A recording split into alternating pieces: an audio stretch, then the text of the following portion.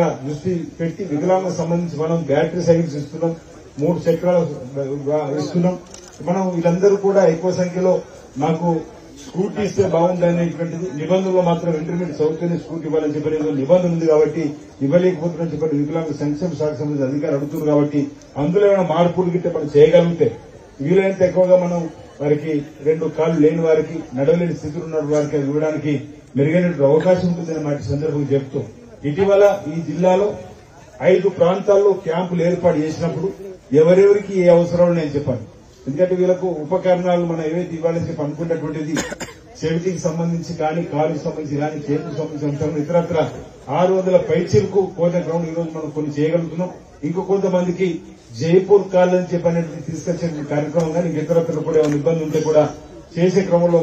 మీ వంతు సహకారం కూడా వికలాంగులకు సంబంధించి అందివలసినటువంటి మాట అవసరం ఉందనే మాట ఈ సందర్భంగా చెప్తూ మరి కేంద్రంలో మంత్రిగా కీలకమైనటువంటి పదవులు ఉన్నాడు కాబట్టి ఉమ్మడి జిల్లాకు సంబంధించిన నాయకులు కూడా అంతకుముందు నేను దేవస్థానం చేరుకున్నప్పుడు కర్నూలులో కార్పొరేటర్ ఉన్నప్పటి నుంచి కూడా ఆ తర్వాత నేను కూడా కొద్దికాలం భారతీయ జనతా పార్టీ పనిచేసినప్పుడు కూడా కలిసి పనిచేసినటువంటి అనుభవంతో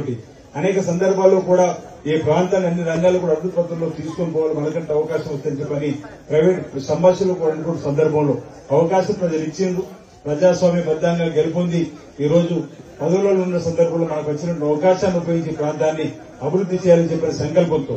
కేవలం రాజన్న ఆలయానికి గత ప్రభుత్వం ఇది విమర్శగా చూడకుండా ఏటా 100 కోట్లు తీసుకోమని మీకు కూడా తీసుకోమని ఇబ్బంది సందర్భం ఏదైతే ఉంటే గౌరవ ముఖ్యమంత్రి రేవంత్ రెడ్డి గారి దృష్టికి తీసుకొని వెళ్తే ఇంచుమించు మన బడ్జెట్ లో 2024 బడ్జెట్ లో 50 కోట్లు పెట్టుకొని అడ్మినిస్ట్రేషన్ శాంక్షన్ 76 కోట్ల పైసలకు డబ్బుతోని ఫౌండేషన్ కూడా మేము వేమరావులు వేయించింది. ఆ రోజు కూడా మీకు రమ్మని ఆహ్వానం అంటే మీకు వీలుగా రాని సందర్భం గౌరవ ముఖ్యమంత్రి రేవంత్ రెడ్డి గారి దృష్టి కూడా విషయం తీసుకున్న సందర్భంలో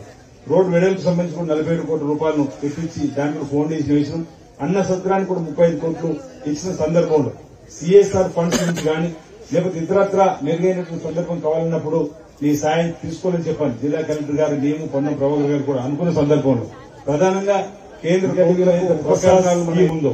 ఆ స్కీమ్ ద్వారా కూడా మీరు కూడా తప్పనిసరిగా మనం ఏనాడు దేవాలయంకు ప్రధానమంత్రి ఎలక్షన్ సందర్భం వచ్చిపోయిన సందర్భంలో మీరు అడిగినట్టు మీరు ఏదైతే ఉందో ఇవ్వాలని చెప్పిన ఆలోచనతోని సంబంధిత అధికారులు కూడా ఆదేశాలు ఇచ్చినట్టుగా విన్నాం. రాష్ట్ర ప్రభుత్వం కేంద్ర ప్రభుత్వం 2 సంయుక్తంగా కూడా రాజన్న ఆలయానికి వచ్చేటువంటి భక్తులకు మెరుగైనటువంటి ఆలయ విస్తీర్ణ గాని అన్నదాన సత్రం సంబంధించి కానీ మీరు ఇచ్చేటువంటి దాంతో వసతిగా నిర్మాణం చేసుకుని క్యూ లైన్ నిర్మాణం చేసుకుని ఇతరత్ర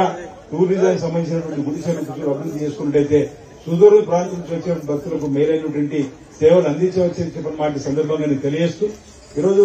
దేవుడు రాజన్న ఆలయం మీకు తెలియదు కాదు కోరిన కోరికలు తీర్చండి కోరిన ముక్కు చెల్లిస్తామనే ప్రీతి ప్రాశస్యం ఉన్నటువంటి దేవాలయం దేశంలో ఎక్కడకు లేనటువంటి ఆ దేవాలయానికి మనం తప్పనిసరిగా అభివృద్ధి పత్రం తీసుకోవాల్సినటువంటి బాధ్యత ఉందని మాట సందర్భంగా ఇక ఉన్నటువంటి మరి సంజయ్ గారికి గౌరవ మంత్రివర్యులకు తెలియజేస్తూ వీలైనంత ఎక్కువలో ఈరోజు 50 కోట్లకు సంబంధించినటువంటి మీరు ఏదైతే అంకురార్పణ చేసినారో దాన్ని దినదినం ఈరోజు ఈ సంవత్సరం 50 మరో సంవత్సరం 50 కోట్ల చొప్పున ప్రసాద్ స్కీమ్ ద్వారా మీరు ఇప్పించిన ఏర్పాటు చేసినట్టయితే రాష్ట్ర ప్రభుత్వం ద్వారా కూడా మీరు ఎలా ఇప్పుడు ఈ బడ్జెట్ లో పెట్టింది మరో బడ్జెట్ కూడా పెట్టడం కోసం చేస్తున్న ప్రయత్నం సమాంతరంగా మనం కలిసి చేసినట్టయితే రాజన్న ఆలయానికి వచ్చే వాళ్ళందరూ కూడా పేద భక్తులు మాస్ మీరందరూ మీకు కూడా ప్రత్యేక తెలుసు కాబట్టి తప్పనిసరిగా వేల రాజన్న ఆలయాన్ని అభివృద్ధి చేసుకున్న క్రమంలో మీ సహకారాన్ని అందించవలసింది సందర్భం కోరుతూ సిఎస్ఆర్ ఫండ్స్ కూడా ఈరోజు కేంద్రంలో ఉన్నటువంటి మీ మాట చెల్లుబాటు అవడానికి అవకాశం అనేక మంది పారిశ్రామికవేత్తలు ఈ రాష్ట్రంలో ఉన్నటువంటి మీరు చెప్పినప్పుడు మీ దేశవ్యాప్తంగా ఉన్నటువంటి అనేక పారిశ్రామికవేత్తలు మీరు చెప్పి ఈ ప్రాంతాన్ని వీలైతే ఎక్కువ స్కూల్స్ సంబంధించినటువంటి డెవలప్మెంట్ చేయడానికి ఆన్లైన్ క్లాస్ ఇప్పటికే మొన్న కలెక్టర్ గారు కేజీబీ స్కూల్లో కూడా కేంద్ర ప్రభుత్వం సంబంధించినటువంటి దాన్ని వాటా పెట్టి కేజీబీ స్కూళ్లలో ఆన్లైన్ స్కూల్స్ అంటే 8వ తరగతి నుంచే ఈరోజు ఐఐటీకి సంబంధించి కానీ నీటికి సంబంధించిన పరీక్షలు రాసే వారికి ఇబ్బంది లేకుండా చేసే కార్యక్రమం ఇంకా ఇతరత్ర కూడా మనం మన ప్రాంతంలో పేదవాళ్ళు ఉన్నత చదువుకోవడానికి కోసం అనేక గ్రామాలు ఉన్నటువంటి జిల్లా పరిషత్ హై స్కూళ్లలో ఆన్లైన్ క్లాసెస్ మనం మార్చడం కోసం సిఎస్ఆర్ ఫండ్స్ మనం తీసుకురాగలిగినట్టయితే మీరు ఇప్పించినట్టయితే మన ప్రాంతానికి ఇంకా మెరుగైనటువంటి అవకాశాలు ఉంటాయని మాట సందర్భం చెబుతూ ఇటీవల జిల్లాలో అయిన తర్వాత జిల్లాకు నవోదయ స్కూల్స్ కూడా వస్తున్నాయి. మీరు కూడా దానికోసం ఉత్తరం ఇవ్వాలని చెప్పి ఆలోచిస్తున్నారు. ఇటీవల అరవింద్ గారు నిజామాబాద్ జిల్లా సంబంధించిన జైత్యాల జిల్లాలో కూడా 3 మండలాలు ఉంటాయి కత్లాపూర్ మేడిపల్లి భీమారం మరి జైత్యాల జిల్లాకు నవోదయ వచ్చినప్పుడు ఎక్కడ పెడితే బాగుంటుందంటే మా 3 మండలాలు కూడా కనెక్ట్ అయ్యే కోర్టులో పెట్టాలని చెప్పిన వారికి రిక్వెస్ట్ చేయడం జరిగింది. కాబట్టి మీరు కూడా జిల్లాకి ఇచ్చేది ఈ వేలలో 2 పట్టణాల మధ్యలో తీసుకొని మీరు ఇచ్చినట్టయితే మన పేద పిల్లలకు నవోదయాలు కూడా చదువుకోవడానికి వారికి చక్కటి అవకాశం ఉంటుంది కాబట్టి ఆ కాలేజీలో స్కూల్ కూడా మీరు తీసుకొని రావడానికి ప్రయత్నం చేయాలి. వీళ్ళైతే సైన్స్ స్కూల్ ఇలాంటివి మరుపురాని మరి వాటిని తీసుకోవడానికి నాకంటూ అవకాశం వచ్చినప్పుడు ఈ మధ్యలో ఐటీఐలు అన్ని కూడా ఏటీసీలుగా మారుతున్నాయి. అడ్వాన్స్ టెక్నాలజీ సెంటర్ గా మారిన క్రమంలో పుట్టిన గ్రామానికి సంబంధించినటువంటి పెద్దూరు వేరాలు కాబట్టి ఏటీసీ 42 కోట్లతో మనం తీసుకొని రావడం జరిగింది. నిధులు కూడా మంజూరు కాబట్టి ఈ సమస్య నుంచి అక్కడ కూడా ఆ విధంగా మీరు కూడా ఈ ప్రాంతంలో మరుపురాని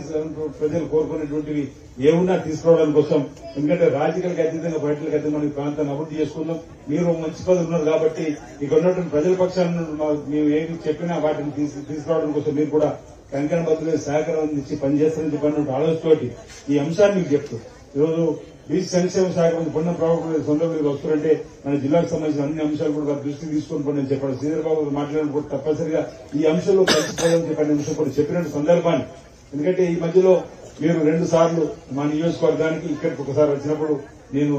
కలవలేకపోవడం అంటే అది అనుకోకుండా నేను ఏదో పర్యటనలో ఉండడం వల్ల కలవలేకపోయినా మీతో ఫోన్లో కూడా మాట్లాడడం జరిగింది. వేరే రకంగా మరి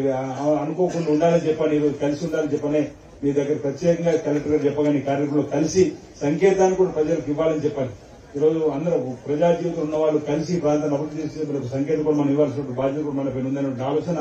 చేయాలని చెప్పినటువంటి మాట సందర్భంగా చెప్తూ ఇంకా టూరిజానికి సంబంధించినటువంటిది కూడా ఇప్పుడు మనకు మిడ్ మానేట్ డ్యామ్ సంబంధించిన దానిలో నేను అసెంబ్లీలో కూడా మాట్లాడడం జరిగింది. మీ దృష్టికి తీసుకుని వస్తుంది. మీరు కూడా ఆలోచన చేస్తే ఈరోజు విజయవాడ నుంచి శ్రీశైలానికి బై సీ ప్లేన్ ను ఏర్పాటు చేయడం జరిగింది. ఒకవేళ ఇక్కడ కూడా మనకు మిడ్బానే డ్యాము వేములవాడ నుంచి శ్రీశైలం గానీ లేదంటే విజయవాడ కూడా సీ ప్లేన్ ఏర్పాటు చేసుకున్నట్టయితే తక్కువ ఖర్చుతో వీలైతే మంచిగా ఉంటుందనే ఒక ఆలోచన ఉంది. మీరు వీలైతే టూరిజం వాళ్ళతో ఒకసారి మాట్లాడి అది కూడా మనకు ఈ ప్రాంతానికి అవకాశం ఉందని మాట చెప్తూ బోటుకు సంబంధించి కూడా ఇప్పటికీ కలెక్టర్ గారు చెప్పడం జరిగింది. ఆ అంశాన్ని కూడా నేను ప్రయత్నం చేసేటువంటి సందర్భంలో నేను సహకారం ఇవ్వాలని చెప్పిన మాట సందర్భంగా నేను తెలియజేస్తూ సరే ఇది రాజకీయ వేదిక కావచ్చు కానీ కొన్ని సందర్భాలు అభివృద్ధికి సంబంధించిన అంశం వచ్చినప్పుడు నేను అధికారంలో ఉంటేనే కలెక్టరేట్కి వస్తా, నాకు పదవి ఉంటేనే ప్రభుత్వం ఉంటేనే అధికారంలో కలెక్టరేట్కి వస్తా అని చెప్పినటువంటి భావంతో మరి ఉన్నటువంటి వాళ్ళకు కూడా కొన్ని సందర్భాల్లో మనం సరైనటువంటి సమాధానం కూడా చెప్పాల్సిన అవసరం ఉంది. కేంద్ర మంత్రిగా వారికి అన్ని తెలిసినప్పటికీ కూడా అధికారులు బెదిరించే ధోరణిలో పోవడం, కలెక్టర్లు కూడా ఇష్టానుసారంగా మాట్లాడడం అనేటువంటి మనం ఈ మధ్యలో చూస్తున్నాం. ఈ జిల్లాకు సంబంధించి వారికి ఉన్నటువంటి అనుభవాన్ని ఈ రోజు మరి వారికి కూడా సమాచారం ఉంది. వచ్చి కేంద్ర మంత్రికి వచ్చినటువంటి సంజయ్ గారు ఈ మా జిల్లాకి ఇది కావాలని చెప్తే ఇంకా బాగుండేటువంటి ఆలోచన ఈ సందర్భాన్ని వ్యక్తం చేస్తూ ఈరోజు ఓవైపు ఆక్రమణకు గురైంది ఆ బీఆర్ఎస్ భవన్. ఆ బీఆర్ఎస్ భవన్ లో కూర్చొని కలెక్టర్ గారిని ఇష్టానుసారంగా తిట్టిన మాటలు కూడా మనం చూసినాం. ఇది సభ్య సమాజం ఒప్పుకునేటువంటి అంశం కాదు. అంటే సంజయ్ గారికి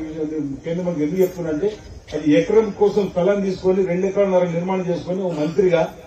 ఓ యువరాజుగా ఉండి ఆ అక్రమకు గురైనటువంటి బీఆర్ఎస్ భవన్ కలెక్టర్ పట్టుకుని ఇష్టానుసారంగా తిడితే ఆ కలెక్టర్ చట్ట ప్రకారం పోయి ఇది సరైనది కాదంటే ఆయన కూడా విమర్శించేటువంటి స్థాయి. సార్ రాష్ట్ర వ్యాప్తంగా ఏం జరుగుతుందో కూడా మనం చూసినాం. అటన్ని విషయాలలో కేంద్ర మంత్రి గారు మాట్లాడే జిల్లాకు సంబంధించి మరి ఓ బీసీలుగా లేకపోతే ఇంకా దళితులుగా ఉన్నటువంటి వాళ్ళు ఎమ్మెల్యే గెలిస్తే వారిని పట్టించుకోకుండా కర్నూలు కూడా ఇష్టానుసారంగా మాట్లాడే మాటలు కూడా మనం చూసినాం. ఈ విధానాన్ని మనందరం కూడా తప్పుపడుతూ అధికారులకు అండగా నిలబడాల్సి ఒకరి అధికారులు వాళ్ళు చేసే పరిపాలనలో ఏదైనా పొరపాటు ఉంటే వారిని సరైనటువంటి మార్గం నడిపించడానికి పార్లమెంట్ సంబంధించినటువంటి భాష ఉంది. లేదు మనం కలిసి కూడా చెప్పుకోవచ్చు ఈ విధానంగా పోవాలని. కానీ వాళ్ళ దగ్గర వ్యక్తులను కాపాడుకోవడానికి, వాళ్ళ అనుచరులు కాపాడుకోవడానికి, వాళ్ళ అనుచరులు మెప్పు పొందడానికి, జారిపోకుండా వాళ్ళ అనుచరుల కోసం 4 గట్టి మాటలు మాట్లాడాలని చెప్పని ఈరోజు కలెక్టర్లను ఈ విధంగా తులనాడడం కూడా సరైనది కాదని సభ ద్వారా కూడా మరొకసారి సందర్భం వచ్చింది. కాబట్టి నేను ఆల్రెడీ ఇప్పటికే హైదరాబాద్ లో ప్రెస్ మీట్ ద్వారా నేను సత్తాన్ని కూడా సందర్భంలో కూడా మాట్లాడడం జరిగింది వచ్చినప్పుడు. కానీ ఈ రోజు అంటే వేదిక మీద కేంద్ర మంత్రులు ఉన్నారు కాబట్టి మనం పనిచేస్తున్నటువంటి బ్యూరోక్రసీ కూడా అండగా నిలబడేటువంటి కార్యక్రమాన్ని అంటే నేను అధికారులు ఉన్నప్పుడేమో ఒప్పు, నేను అధికారులు లేనప్పుడు తప్పనేటువంటి మాట కరెక్ట్ కాదనే మాట. ఇటీవల రెవెన్యూ శాఖ మంత్రులు కూడా చూస్తే వారి నోట్లు నేనేమో 1000 ఎకరాలు ఇంచుమించు అన్ని ఎకరాలు వారి పరిపాలన అంతేగాని 2000 ఉండొచ్చు చెప్పనమాట అన్న సందర్భంలో ఇలాంటి వాటికి